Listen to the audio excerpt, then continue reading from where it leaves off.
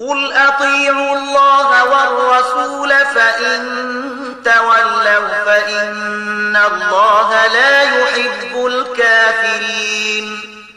او ته ووایه چې د الله او رسول اطاعت ومنئ، بیا که هغوی ستا دا بلنه ونه مني نو دا بیا بیخي نشي کېدی چې الله له داسې خلکو سره مینه وکړي چې د هغه او د هغه د رسول له اطاعت نه انکار کوي. إن الله اصطفى آدم ونوحا وآل إبراهيم وآل عمران على العالمين ذرية بعضها من بعض والله سميع عليم. الله آدم علیه السلام، نوح علیه السلام، د ابراهیم زوزات او د عمران زوزات پر ټولو نړیوالو پورته کړی او د خپل رسالت لپاره یې غوره کړی. دوی د یوې لړۍ خلکو چې ځینې د ځینو نورو له زوزات نه منځته راغلي. الله د هر څه اورېدونکی او په هر څه پوهېدونکی دی. إذ قالت امرأة عمران رب إني نذرت لك ما في بطني محررا فتقبل مني إنك أنت السميع العليم. الله هغه وخت اوریدل کله چې د عمران ښځې ویل چې زما پروردګاره، زه دا اولاد چې زما په ګېډه کې دی ستا لپاره نظر کوم، هغه به همدا ستا کارونو ته وقف وي. زما دا سوغات قبول کړه، ته اوریدونکی او پوهېدونکی. فلما وضعتها قالت رب إني وضعتها أنثى والله أعلم بما وضعت وليس الذكر كالأنثى وإني سميتها مريم وإني أعيذها بك وذريتها من الشيطان الرجيم. بیا چې کله هغه ماشوم وزیږو نو هغې وویل پروردګاره، زما خو لور زیږېدلې ده. په داسې حال کې چې څه چې هغې زیږولي وو الله ورباندې پوره خبر و او هلک د نجلۍ غوندې نه وي. هر څه چې دا ما د هغې نوم مریم ایښی دی او زه هغې او د هغې راتلونکي زوزات ته د رټل شوي شیطان له شر څخه ستا پناه غواړم. فتقبلها ربها بقبول حسن وأنبتها نباتا حسنا وكفلها زكريا كلما دخل عليها زكريا المحراب وجد عندها رزقا قال يا مريم أنى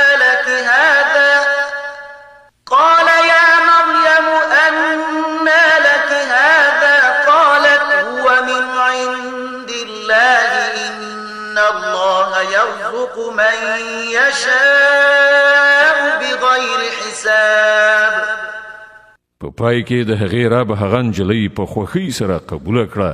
هغه یې ډېره ښه نجلۍ وروزله او ذکریا یې د هغې پالونکی وګرځاو. ذکریا به چې هر وخت محراب کې هغې ته ورتلو نو له هغې سره به یې د خوراک او څښاک څه ناڅه میندل. پوښتنه به یې کوله مریم دا تا ته له کومه راځي؟ هغې به ځواب ورکاو د الله له لورې راغلي دي. د الله چې چاته خوښه شي بې حسابه یې ورکوي. هنالك دعا زكريا ربه قال رب هب لي من لدنك ذرية طيبة إنك سميع الدعاء. د دې حال په لیدلو ذکریا خپل خدای ته دعا وکړه، پروردګاره په خپل قدرت ماته ښه اولاد په برخه کړه، همدا ته دعا اورېدونکی. فنادته الملائكة وهو قائم يصلي في المحراب أن الله يبشرك بيحيى مصدقا بكلمة من الله وسيدا وحصورا ونبيا من الصالحين. په جواب کې فرښتو ورته غږ وکړ او هغه په دې وخت کې په څیلخانه کې په لمانځه ولاړو چې الله تا ته د یحیی زیری درکوي. هغه به د الله له لوري دی او فرمان د ریښتینوونکي په توګه راشي. په هغه کې به د سردارۍ او لویۍ نښه وي. پر خپل نفس به په ټوله معنا حاکم وي. په پیغمبرۍ به سرلوړی وي او په ښو کسانو کې به وشمېرلی شي. قال رب أنا يكون لي غلام وقد بلغني الكبر وامرأتي عاقر قال كذلك الله يفعل ما يشاء. زکریا وویل زما روزونکي او پالونکي زما به زوی له کومه شي. زه خو ډیر زیات سپینګیری شوی یم او زما ښځه شنډه ده.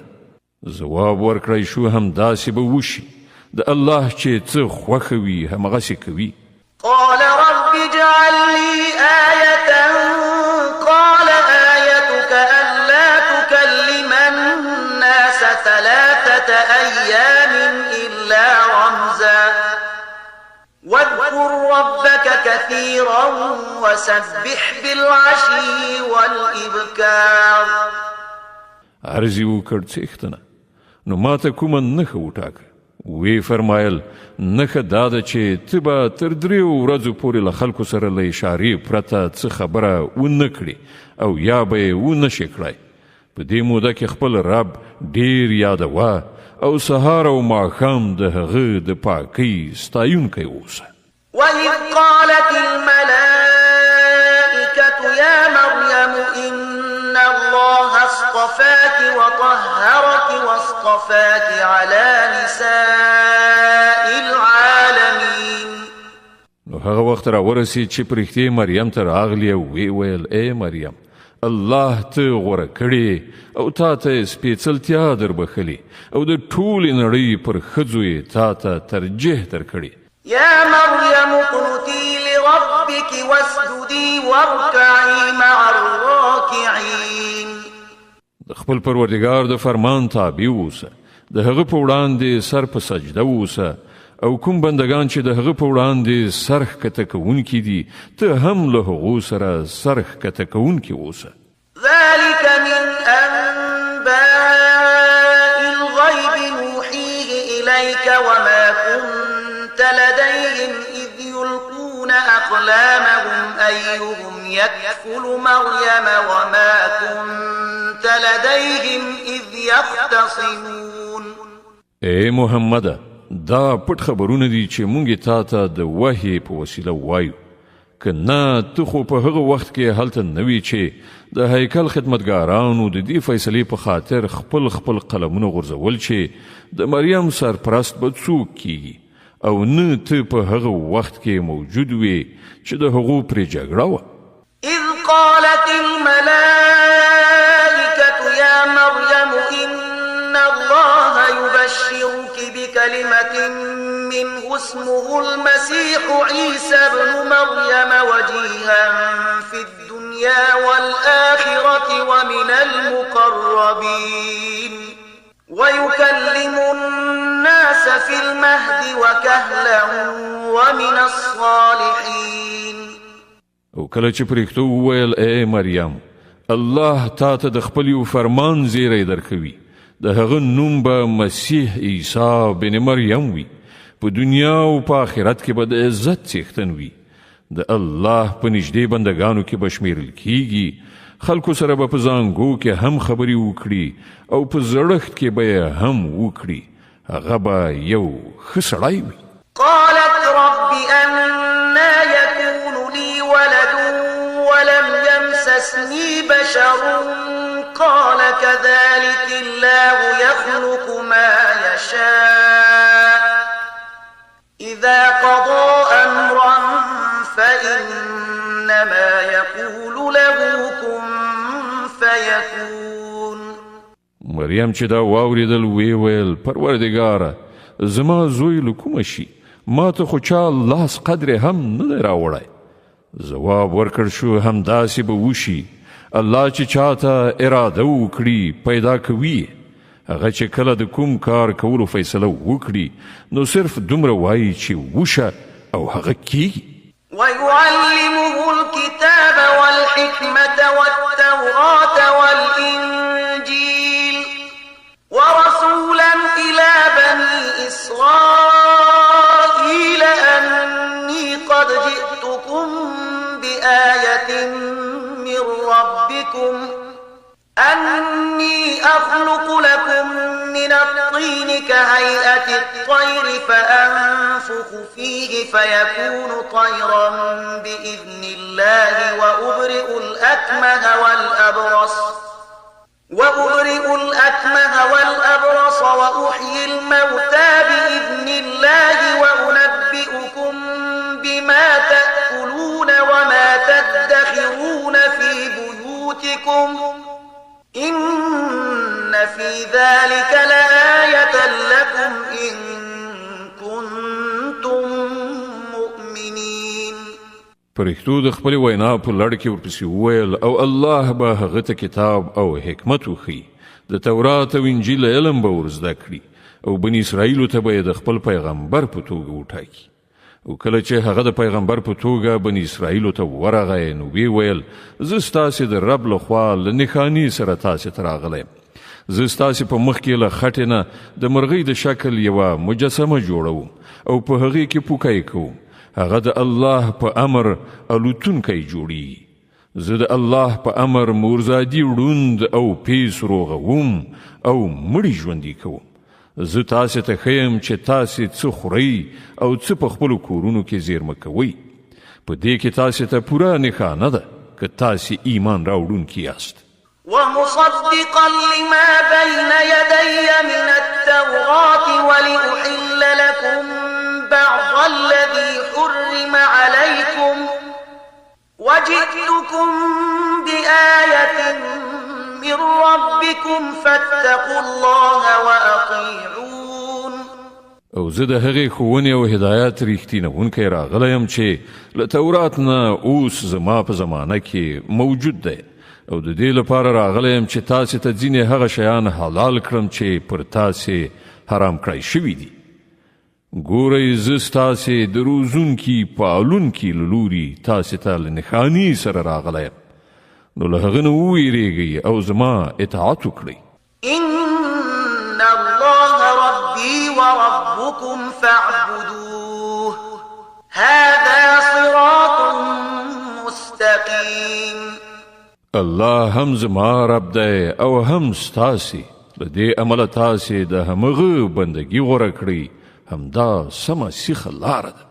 فلما أحس عيسى منهم الكفر قال من أنصاري إلى الله قال الحواريون نحن أنصار الله آمنا بالله واشهد بأننا مسلمون. کله چې عیسی درک کړه چې بني اسرائیل کفر او انکار ته چمتو دي نو هغه وویل څوک د الله په لار کې زما ملاتړ کیږي حواریانو په ځواب کې وویل موږ د الله ملاتړ یو موږ پر الله ایمان راوړی شاهد اوسه چې موږ مسلمانان یعنی د الله په لار کې سرټیټونکي یو. ربنا آمنا بما أنزلت واتبعنا الرسول فاكتبنا مع الشاهدين. زمونږ څښتنه کوم فرمان چې تا را لېږلی دی موږ هغه منلی او د پیغمبر پیروي مو قبوله کړې ده زمونږ نوم په شاهدي ویونکو کې ولیکه. ومكروا ومكر الله والله خير الماكرين. بیا بني اسرائیلو د مسیح پر خلاف پټې دسیسې پیل کړې په مقابل کې الله هم خپل پټ تدبیر په کار واچو او په داسې تدبیرونو کې الله تر ټولو وړاندې دی. إذ قال الله يا عيسى إني متوفيك ورافعك إلي ومطهرك من الذين كفروا وجاعل الذين اتبعوك فوق الذين كفروا إلى يوم القيامة وجاعل الذين اتبعوك فوق الذين كفروا إلى يوم القيامة ثم إلي مرجعكم فأحكم بينكم فيما كنتم فيه تختلفون. هغه خو د همدې الله پر تدبیرو چې کله یې وویل چې ای عیسی زه اوس تا بیرته راولم او تا به خپل لوري ته راپورته کړم او چا چې ته نه یې منلی له هغو نه یعنې د هغو له څنګ نه او د هغو په ناولي چاپېریال کې له هغو سره له هستوګنې نه به تا پاک کړم او ستا پیروان به تر قیامته پر هغو خلکو برلاسي کړم چې ته نه یې منلی بیا په پای کې ستاسو ټولو راتګ ماته دی په هغه وخت کې به زه د هغو خبرو فیصله وکړم چې په هغو کې ستاسو ترمنځ شخړه شوې ده. فأما الذين كفروا فأعذبهم عذابا شديدا في الدنيا والآخرة وما لهم من ناصرين وأما الذين آمنوا وعملوا الصالحات فيوفيهم أجورهم والله لا يحب الظالمين.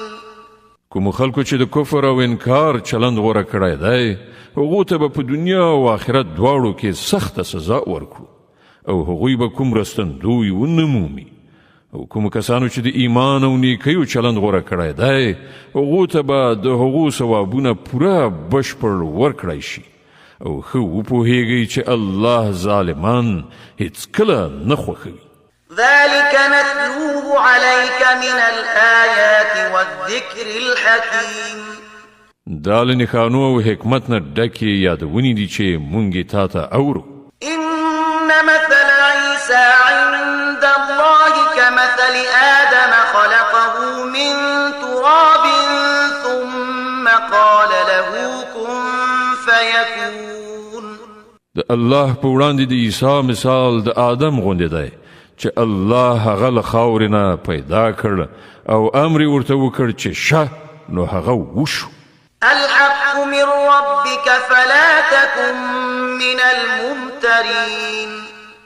دا اصلي حقیقت دی چې ستا د رب له لوري ښودل کیږي او ته له هغو کسانو څخه مه کیږه چې په دې کې شک وي. فمن حاجك فيه من بعد ما جاءك من العلم فقل تعالوا ندع أبناءنا وأبناءكم ونساءنا ونساءكم وأنفسنا وأنفسكم فقل تعالوا ندع أبناءنا وأبناءكم ونساءنا ونساءكم وأنفسنا وأنفسكم ثم نبتهل فنجعل لعنة الله على الكاذبين.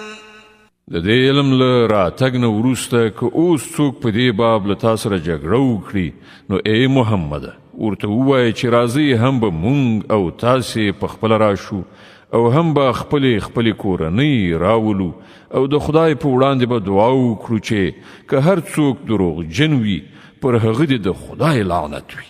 إن هذا لهو القصص الحق وما من إله إلا الله وإن الله لهو العزيز الحكيم.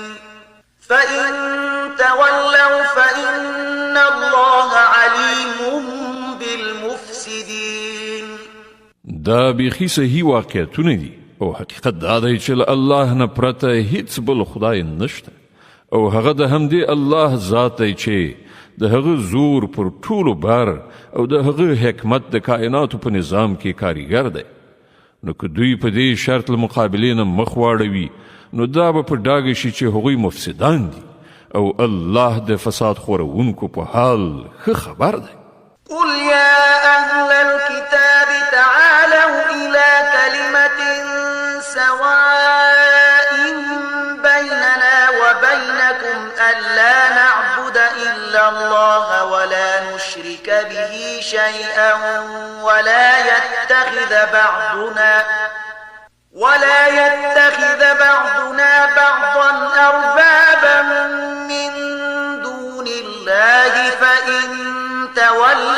فقولوا اشهدوا بأننا مسلمون.